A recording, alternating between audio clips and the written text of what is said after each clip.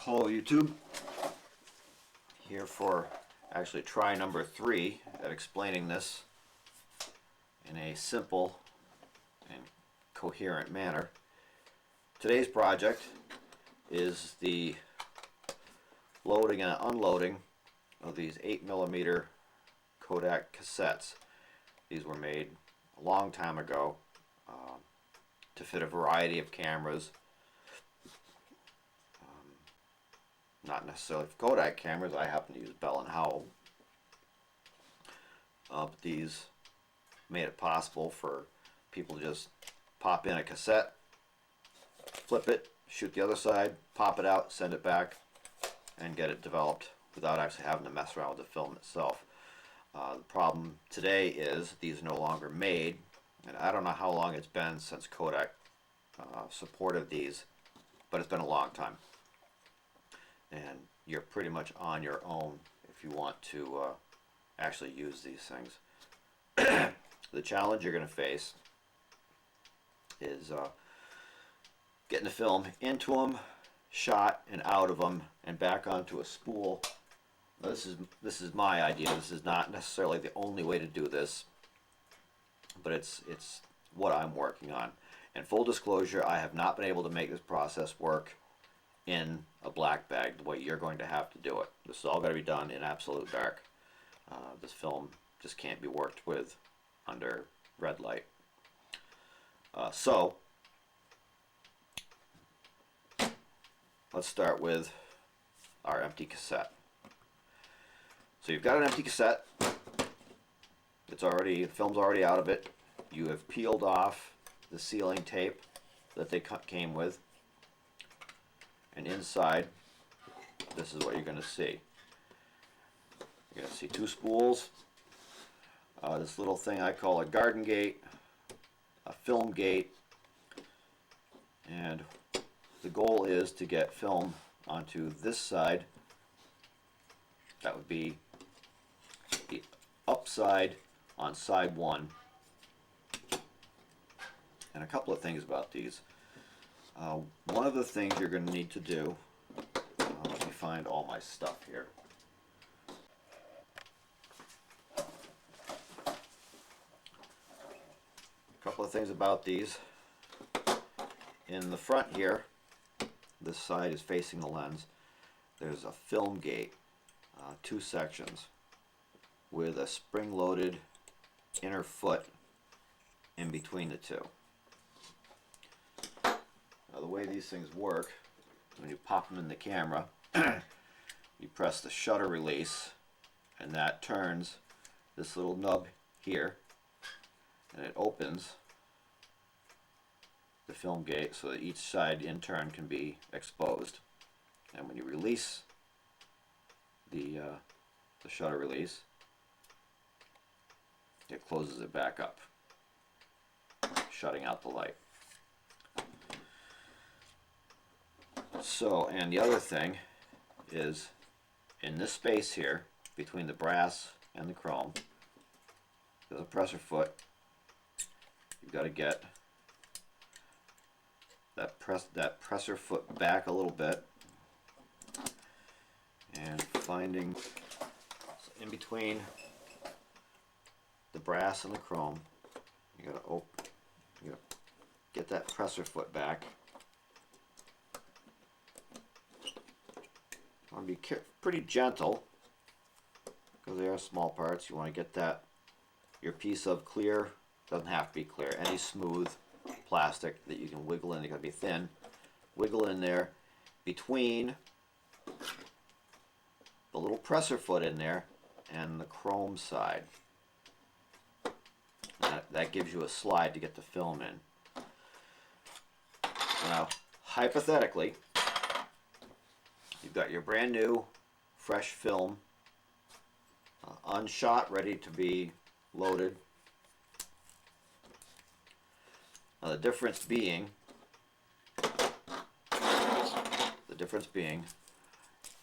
in these cassettes, the emulsion has to be wound to the outside of your spools. On the reel, the emulsion is to the inside. So we're going to keep that in mind. Emulsion has to be to the outside. So step 1, well, not step 1, probably step 20. Take our film, and this thing, there's another guy on YouTube who did a really nice job of explaining half of the process. This is his gizmo, and if I'll put his link in the show notes so you can get a better understanding with a little less talk about how to make this, what it does. This is just 2 pins, so you can get film from point A to point B. You're going to put your brandy new unexposed film on this side. Going to take your spool from the cassette. Now this one's a little bit different than what you might find. Typically in these cassettes, the tail of the film would be cut in a spade shape to fit a corresponding cut in the core or reel that goes into the cassette. So they'd actually be interlocking. Somehow at the factory, they would just hook that spade-shaped thing into the corresponding cut in the plastic reel, and that would keep the film firmly in place on the center core. This one happened to come with these cool little flat spring clips. These might be from 16 millimeter cassettes. I don't know. I'm going to try and find out. But in any event, when you do this, you want to make sure that your orientation is correct. One side of the core is flat like this.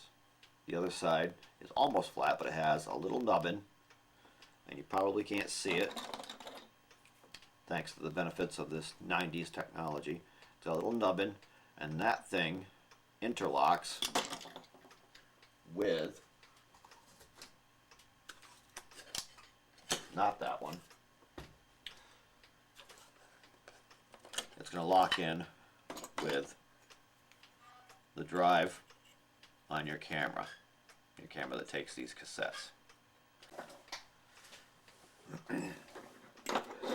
Now, in order to get these things loaded up right, you actually have to reverse the wind of the film. You have to go like this. I've got to reverse this. Now, there's a problem is going to come up, and I will show you that. But it's only because I'm working with old film. So, pretending we're in a black bag, we have brand new film. We're loading it onto a cassette spool. You're either going to have to tape your film to the center core, or use one of these handy dandy spring clips. I'm going to try and find more of these. These are awesome. And then I am going to take one of my handy tools. I made this. This is just a metal piece of metal rod with an ordinary faucet washer on it, so that I can engage the plastic core without damaging it. I also have a couple of I call them keys, for the spools themselves. One is 3-pointed, one is 4-pointed, so I can grab either side of the spool and spin it without damaging it. But right now, we just have to get film from point A to point B. So not a lot of pressure, and I'm going to let my fingers drag on both ends to keep everything from together without running away with itself.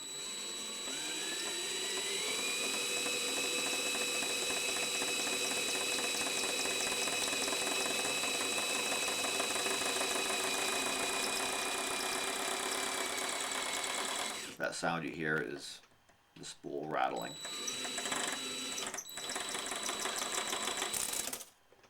Okay. Take that off of there. Now this is where the problem that you're going to see comes in. I'm doing it this way so that you can see that the emulsion is to the outside. I'm going to take out our little garden gate. I'm going to tighten this up a little bit. So what you're going to need to do is put the spool nubbin up on the pin. This is a little loose, but it'll do. Pull some out. Going to go in between the plastic and the chrome, underneath the presser foot that's inside that you can't see. Just have to take my word for it that it's there. Pull some out. Take the plastic out. Make sure the film goes into the gate all the way. And you'll hear a little snappy thing, which is just the presser foot snapping into place.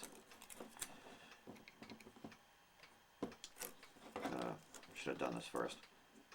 Okay, I'm going to put this end in, flat up, nubbin down. The nubbin always goes towards the hole. Going to give it a good wrap. Going to tape or clip it to the core.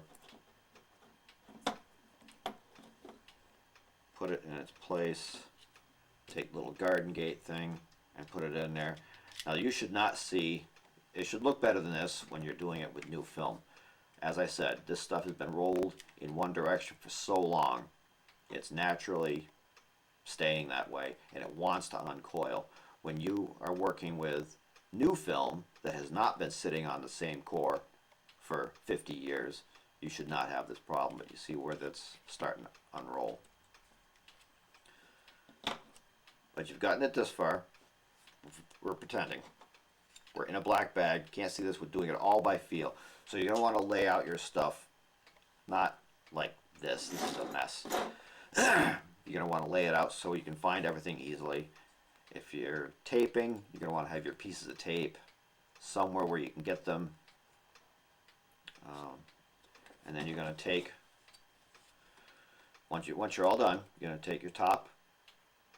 Make sure this pin goes in the top of this spool, nubbin down. I'm going to close it up like that, making sure that each spool is in its hole properly, showing its nubbin, because the film won't work if that nubbin's not out. And another thing, each on the other side from the nubbin, these hubs are spring loaded. They're almost like a clutch.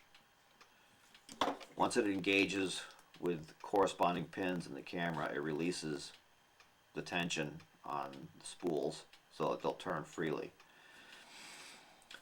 So having accomplished that, you're going to take, I'm using electrical tape. I guess you could use gaffer's tape, although I always thought gaffer's tape was a little heavy. You're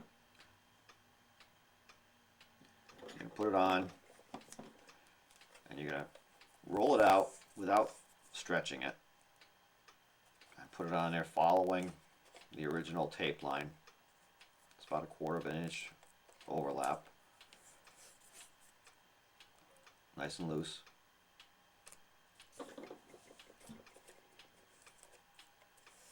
Pull it out, don't stretch it.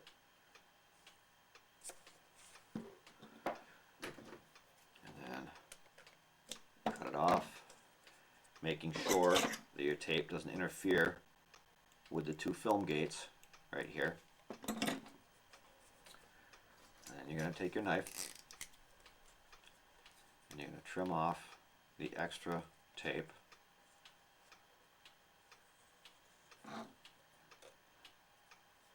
Now we're also pretending that I'm doing 2 of these at a time. So I'm going to save this for my second one. And there you have it. That is a loaded cassette. Now, you stick it in your camera, you shoot side 1, you flip it over, you shoot side 2. That makes it a finished, exposed cassette. So then, what you're going to do is you're going to need to get the film out of there, back onto a spool. This assumes that you want to keep your cassettes. You're going to want to get it out of here, back onto a spool, in the black bag, in the dark. So I'm going to get my finger in there. I'm going to pull that spool off its pin. You can see how that's opened up. This should not happen to you, but it's going to happen to me. I'm going to slide my little piece of plastic in there, in between the film and the chrome part of the gate, so you can be underneath that foot, so that you can just pull your film out of the gate like that. I'm going to get underneath this side. In this case, I'm going to have to be careful because I don't want this thing to spring apart on me.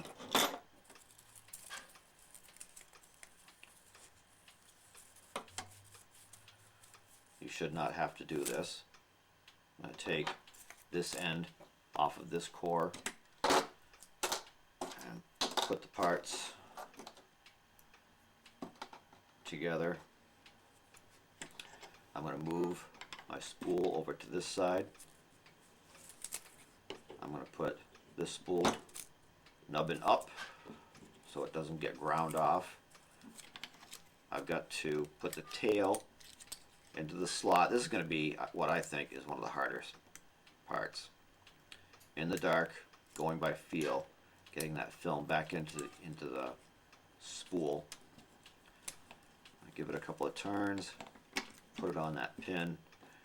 Now that's the 4 side, so I'm going to take my 4-sided key.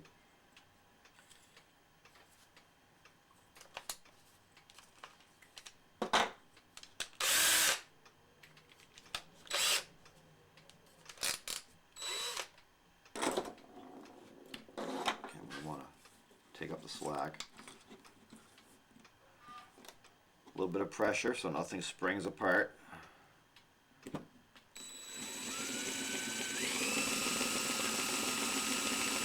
rewind it back onto its spool.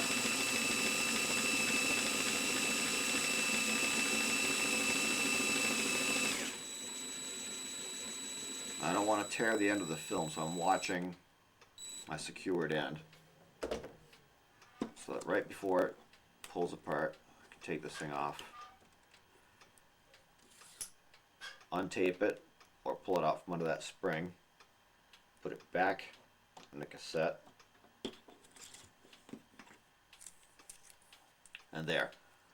I have rewound that onto the spool. Now I can send it off to be developed.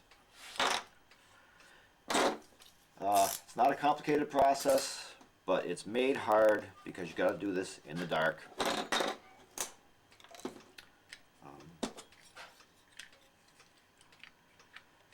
I had played with the idea of infrared light, but that just became such a big top-heavy thing. I threw away the idea. I don't think there's anything else I wanted to go over. But these cassettes are great. Full disclosure, if I haven't already said it, I have not successfully done this in the black bag. I'm just showing you the process outside of the black bag so you'll know what you're up against. And for God's sake, if you find a better way of doing this, put it in the comments, because I would really like a simpler way to do this.